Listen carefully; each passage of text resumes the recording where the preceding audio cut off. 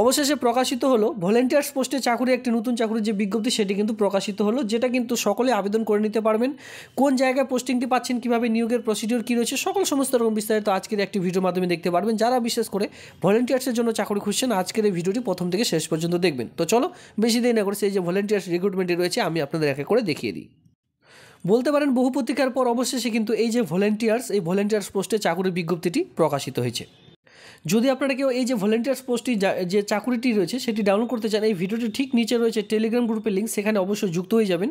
সেখান থেকে নোটিশটি খুব সহজে আপনারা ডাউনলোড করে নিতে পারবেন।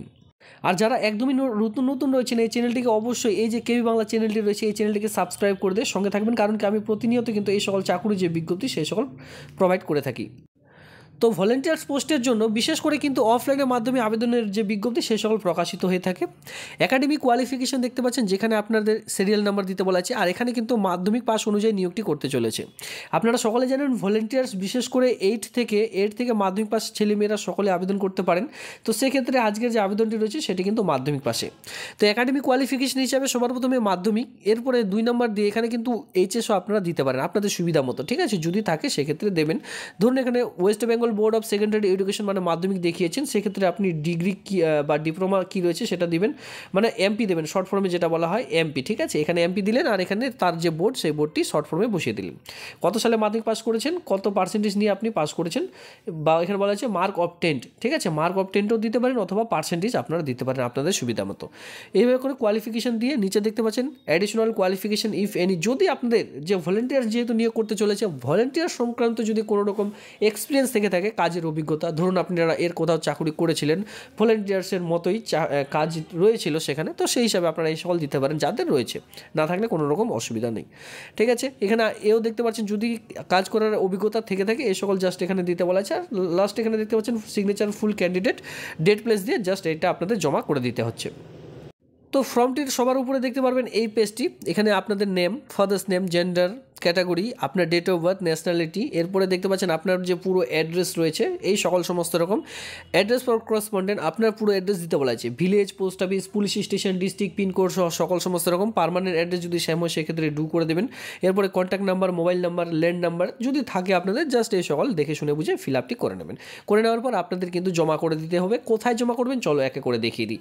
এই যে ভলেন্টিয়ার্স, বিশেষ করে ভলেন্টিয়ার্স এখন কোথায় গ্রাম পঞ্চায়েতে, মিউনিসিপ্যালিটিতে নিয়োগ করতে চলেছে, তেমনই একটি নতুন চাকরির বিজ্ঞপ্তি আমি নিয়ে চলে এসেছি, যেটা কিন্তু আপনারা দেখতে পারবেন আপনাদের মিউনিসিপ্যালিটি মানে পৌরসভায় ভলেন্টিয়ার্সের যে বিজ্ঞপ্তি সেটি প্রকাশিত হয়েছে।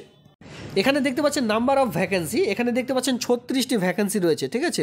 তো পৌরসভাগুলিতে 36টি ভ্যাকেন্সি রয়েছে। আনরিজার্ভ ক্যাটাগরি হয়ে থাকলে আবেদন করা যাবে, বা যে কোনো কাস্টের ছেলেমেয়েরা সকলে আবেদন করতে পারবেন।